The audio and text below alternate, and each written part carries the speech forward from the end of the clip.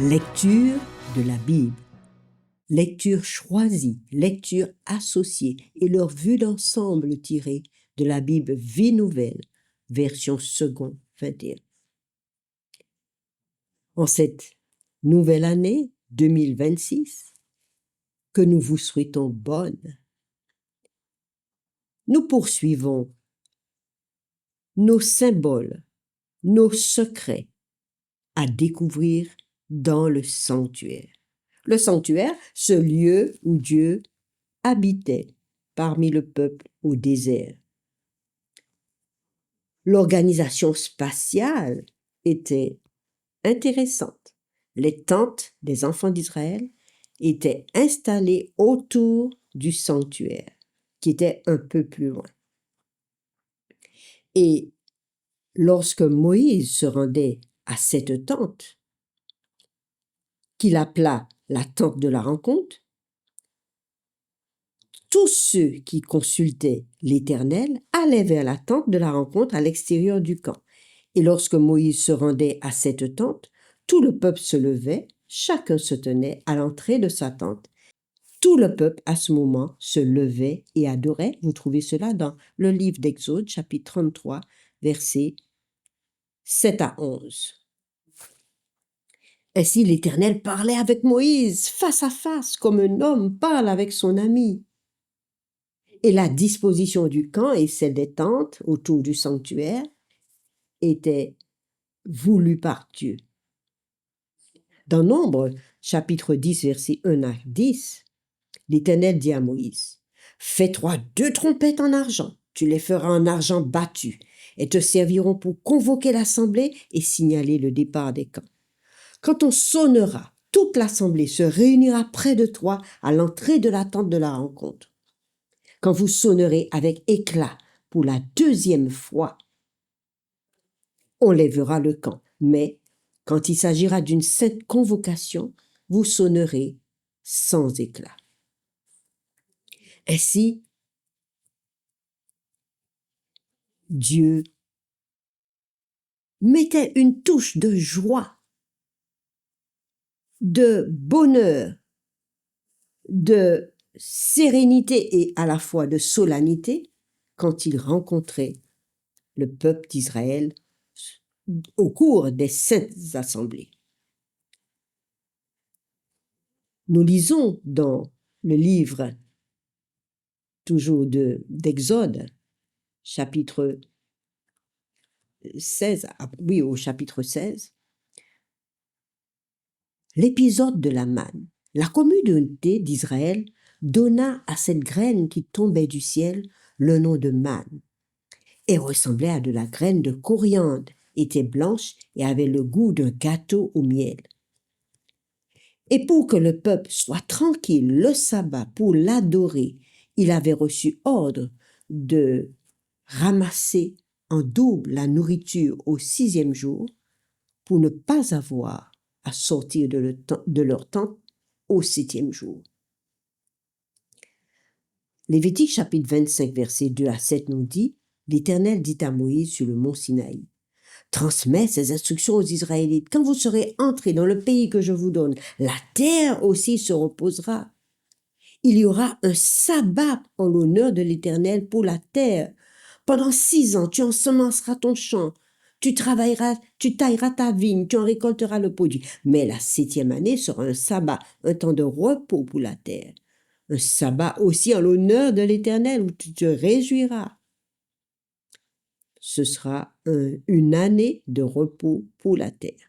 Ce que la terre produira pendant son sabbat vous servira de nourriture à toi, à ton esclave, à ta servante, à ton salarié étranger, à l'immigré qui habite avec toi, à ton bétail et aux animaux qui sont dans ton pays.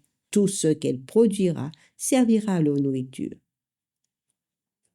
C'était donc une année de liberté, de joie pour les pauvres du pays, pour l'immigré qui pouvait récolter ce que l'Éternel lui-même avait fait pousser en triple pour 3 années. Dieu était fidèle à la consigne donnée à Israël dans Lévitique 25, versets 17 à 22. Vous pouvez lire en son entier, mais nous lirons verset 7. Aucun de vous ne lésera son prochain, et tu craindras ton Dieu, car je suis l'Éternel votre Dieu. Mettez mes prescriptions en pratique, respectez-les, et vous y habiterez dans le pays en sécurité. Peut-être vous dites-vous, mais que mangerons-nous la 7e année, puisque nous ne sèmerons pas? Nous ne ferons pas nos récoltes. L'Éternel dit, je vous accorderai ma bénédiction la 6e année, et elle donnera des produits pour 3 ans. Alors que pour le sabbat, le 6e jour, le peuple devait ramasser une double récolte pour le 7e jour. Nous sommes appelés à devenir sereins quant à la nourriture quotidienne. Dans Matthieu, chapitre 6, les versets 25 à 34, faisant un bond jusqu'à l'ère chrétienne, nous arrivons au temps du Christ qui déclare: c'est pourquoi je vous dis, ne vous inquiétez pas de ce que vous mangerez et boirez pour vivre, ni de ce dont vous habillerez votre corps. La vie n'est-elle pas plus que la nourriture et le corps plus que le vêtement? Regardez les oiseaux du ciel. Ils ne sèment pas, ils ne moissonnent pas, ils n'amassent rien dans des greniers. Et votre Père céleste les nourrit. Ne valez-vous pas beaucoup plus qu'eux? Qui de vous, par ses inquiétudes, peut ajouter un instant à la durée de sa vie? Ne vous inquiétez donc pas et ne dites pas: que mangerons-nous, que boirons-nous, avec quoi nous nous habillerons? En effet, tout cela, ce sont les membres des autres peuples qui le recherchent. Or, votre Père céleste sait que vous en avez besoin. Recherchez d'abord le royaume et la justice de Dieu, et tout cela vous sera donné en plus. Ne vous inquiétez donc pas du lendemain, car le lendemain prendra soin de lui-même. À chaque jour suffit sa peine. Dieu est le grand pourvoyeur de notre nourriture, celle des oiseaux du ciel, celle des animaux.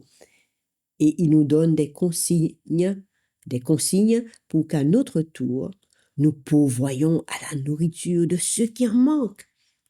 En effet, le sabbat de la terre, la 7e année, était un jour de joie, de liberté pour le pauvre, pour l'immigré. Et même chaque moisson, chaque année, Israël avait reçu l'ordre: ne ramasse pas ce qui tombe, ne grappille pas ta vigne, ne ramasse pas les coins de ton champ, laisse-le en nourriture pour les pauvres.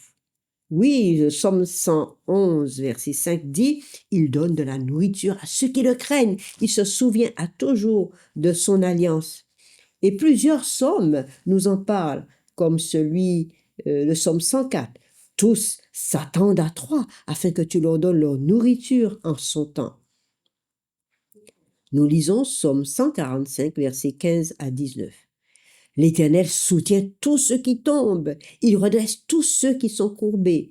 Tous regardent avec espoir vers toi et tu leur donnes la nourriture au moment voulu. Tu ouvres ta main et tu rassasies de bien tout ce qui vit. L'Éternel est juste dans toutes ses voies et bon dans toutes ses œuvres.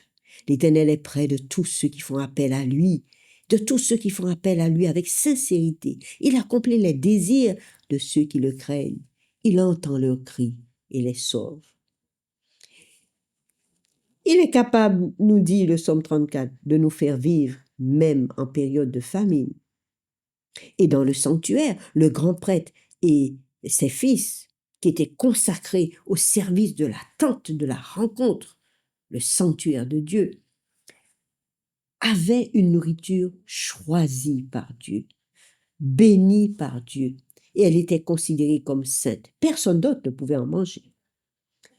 Et ils bénéficiaient de la nourriture du sanctuaire apportée par la dîme et les offrandes du peuple. Et Dieu l'appelait sa nourriture, ma nourriture, car les prêtres à son service lui appartenaient, nourris par lui. Il devait donc manger en présence de l'Éternel, manger dans la joie, la nourriture du Dieu d'Israël. Nous sommes appelés à vivre une vie sans inquiétude. Même n'étant pas au service de Dieu, l'Éternel dit, tous espèrent en moi, et j'ai une réserve de bonté pour ceux qui me craignent et qui cherchent ma face. Psaume 31, verset 20. Dans Jean 4, versets 32 à 34, nous lisons encore une déclaration du Christ. Mais il leur dit, moi, j'ai une nourriture à manger que vous ne connaissez pas. Alors ses disciples se demandaient, mais quelqu'un lui aurait-il apporté à manger? Jésus leur dit, ma nourriture est de faire la volonté de celui qui m'a envoyé et d'accomplir son œuvre. La volonté de mon Père, c'est que je ne perde aucun homme, aucun de ceux qu'il m'a donnés. Il continue encore au chapitre 6, verset 27. Travaillez non pour la nourriture qui périt, mais pour la nourriture qui demeure jusque dans la vie éternelle, celle que le Père vous donnera, celle que le Fils vous donnera au nom du Père, car c'est sur lui que Dieu a mis son sceau, sur son Fils. La vraie vie en Jésus, c'est une confiance totale, c'est un repos total, une liberté totale. Paul, dans le livre des Actes, chapitre 14 et chapitre 17, insiste sur un point. Dieu a rendu témoignage dans la Bible de tous ses bienfaits. Et envers Israël, il leur a donné les pluies, les saisons fertiles, rassasiant leur cœur de nourriture et de joie. La pluie cessait quand le peuple s'éloignait de Dieu, désobéissait, commettait des choses dont il avait horreur. Mais celui qui demeure sous l'aile de Dieu est dans l'abondance.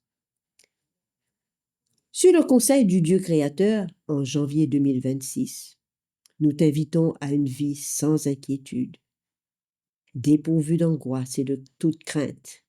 Regarde les oiseaux du ciel, les animaux des champs. Combien plus nous valons qu'eux. Recherche premièrement ton Sauveur, qui couvrira tes besoins.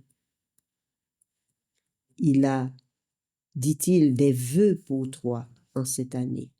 Ne vous inquiétez de rien, mais en toute chose, faites connaître vos besoins à Dieu par des prières et des supplications, et il vous écoutera. As-tu besoin du Sauveur pour redresser les bosses des difficultés de la vie? As-tu besoin du Sauveur pour ta santé? C'est lui qui guérit. Que l'Éternel te garde, que l'Éternel te relève, que l'Éternel redresse les bosses de ta vie. Partage autour de toi les vœux du Seigneur. Clique, abonne-toi et n'oublie pas de suivre encore les mystères et les secrets du sanctuaire, lieu de rencontre de l'Éternel.